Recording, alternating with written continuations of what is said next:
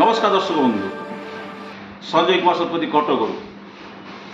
ये उपस्थापन मु संजीव कुमार कैमेरामैन उपस्थित अच्छी कटकर क्रिकेट एसोसिएशन बारवाटी ये कटकर ऐतिह्य बारवाटी दुर्ग तृतीय शिशिर महोत्सव ये कटक सहरवासी और सारा ओडावासी को यही घासरे कोल शिरीषर जो शिशिर स्पर्श देवा प्रचेषा शिशिर महोत्सव 3 वर्ष धरी चली यही मानकर प्रचेषा कि सुंदर प्रयास अभिनव प्रयास यही घासरे यही बारवाटीर दुर्ग सामने घासरे टिकी टिकी शिशिर स्पर्श ने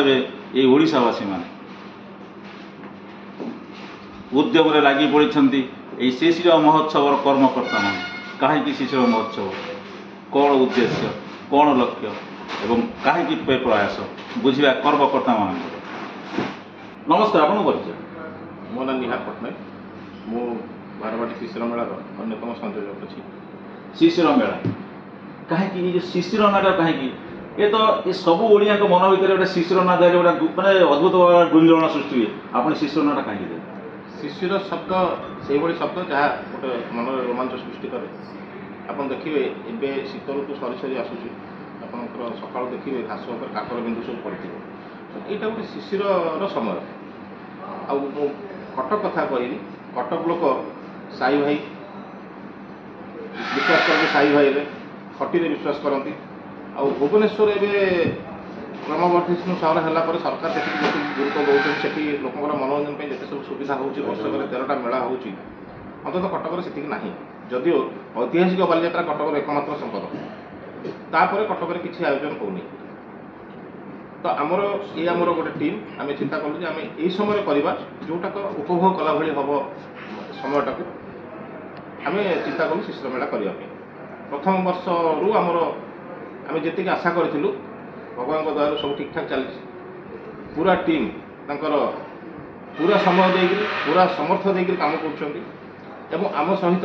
भारत सरकार हूँ ओडिशा सरकार हूँ जिला प्रशासन हूँ पुलिस हूँ अग्निशम हूँ समस्त पूर्ण सहयोग रही आप भावतु केंद्र सरकार एमएसएमई विभाग आम स्टल अलटमेंट कर आगु स्टल आसूला से सब बजेट से ब्लक गुड़ाक आलोकेट करदे पार्टिसिपेसन रही पारे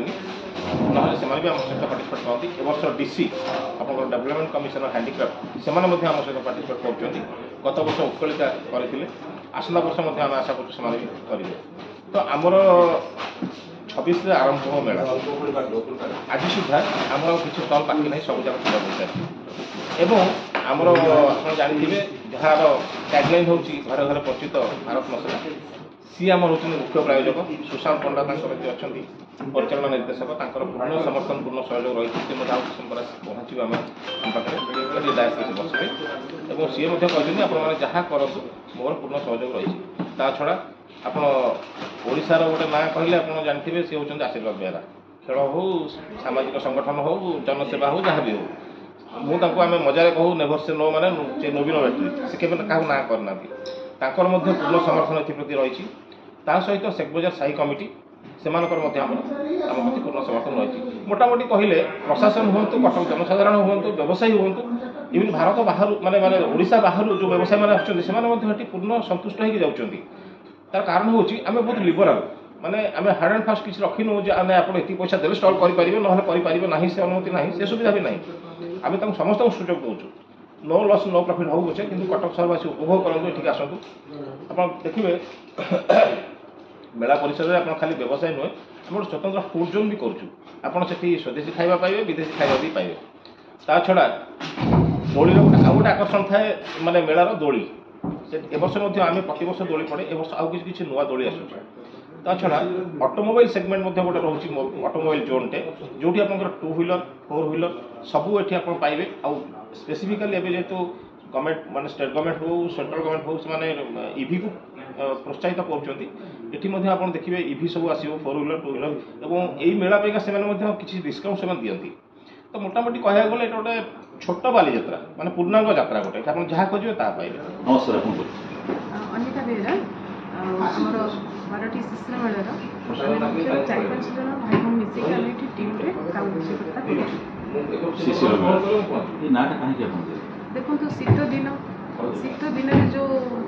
ଶିଶିର ବୁନ୍ଦାଟା ଆସେ ତ ସେଇ ଅନୁସାରେ ଆମ ମେଳାର ନାଁଟାକୁ ଆମେ ସେଇଥିରେ ଶିଶିର ବୁନ୍ଦା ଦେଇଥିଲୁ। ମାନେ ଅଳ୍ପ ଅଳ୍ପ ଥଣ୍ଡା ଥିବ ଲୋକ ବୁଲିକି ତାର ଉପଭୋଗ କରିପାରୁଥିବେ ମେଳାଟାକୁ, ତ ଆମେ ଭାବିଲୁ ଏଇ ଶିଶିର ବୁନ୍ଦା ନାଁଟା ଦେଲେ ବହୁତ ବଢ଼ିଆ ହେବ। ଶିଶିର ବୁନ୍ଦାରେ ଆପଣ ଏଇ ଓଡ଼ିଶାର ଦର୍ଶକ ଓଡ଼ିଶାର କଳା ସଂସ୍କୃତିକୁ ବଞ୍ଚାଇ ରଖିବାର ପ୍ରୟାସ ଜାରି ରଖିଛନ୍ତି। ନିଶ୍ଚିନ୍ତ ଭାବରେ ଆମର ଗୋଟେ ବହୁତ ଇଚ୍ଛା ଥିଲା ଯେ ଆମେ ସମସ୍ତେ ମିଶିକି ଗୋଟେ ୟୁନିକ୍ ପ୍ରୋଗ୍ରାମ୍ କରିବା, ଯେମିତି ସମସ୍ତେ ଛୋଟ ଛୋଟ ବାଲିଯାତ୍ରା ବିଭିନ୍ନ ପ୍ରକାର ଏଥିର ବାଲିଯାତ୍ରା ପଡ଼େ ଦେଖିଛନ୍ତି, କିନ୍ତୁ ଏଇଟା ଛୋଟ ମିନି ବାଲିଯାତ୍ରା ଯେମିତିକି ଆମର ଗୋଟେ 12ଟି ଶିଶିର ମେଳା ଆମେ ଯେଉଁ ନାଁ ଦେଇକି ଇଏ କରୁଛୁ। ତାପରେ ଆମେ ଭାବିଲୁ ଗୋଟେ କ୍ଷୁଦ୍ର ବ୍ୟବସାୟୀ ଯେଉଁମାନେ ଅଛନ୍ତି ଯେ ସେମାନେ କିଛି କ୍ଷୁଦ୍ର ବ୍ୟବସାୟ ବି କରିବେ, ତାଙ୍କୁ ନେଇକି ଆମେ ଯଦି ଚାଲିବା ତ ବହୁତ ଉପକୃତ ସେମାନେ ହେବେ। ଆଉ ସେଥିପାଇଁ ଆମର ବହୁତ ଇଚ୍ଛା ଥିଲା ଏସବୁ ଆମର ଟିମ୍ର ସହଯୋଗ, ନିଜର ନିଷ୍ଠା, ନିଜର କର୍ତ୍ତବ୍ୟ କାର୍ଯ୍ୟକୁ ନେଇକି ସେ ଆଗେଇ ଚାଲିଲେ, ଆମେ ବି ତାଙ୍କ ସହିତ ସାଥ ଦେଇଛୁ ଆଉ ମିଶିକି ଟିମ୍ଟାକୁ ଆଗେଇ ନେଇଛୁ ଆଉ ଯେମିତି ସଫଳ ହୋଇପାରିବ ଆଗାମୀ ଦିନରେ।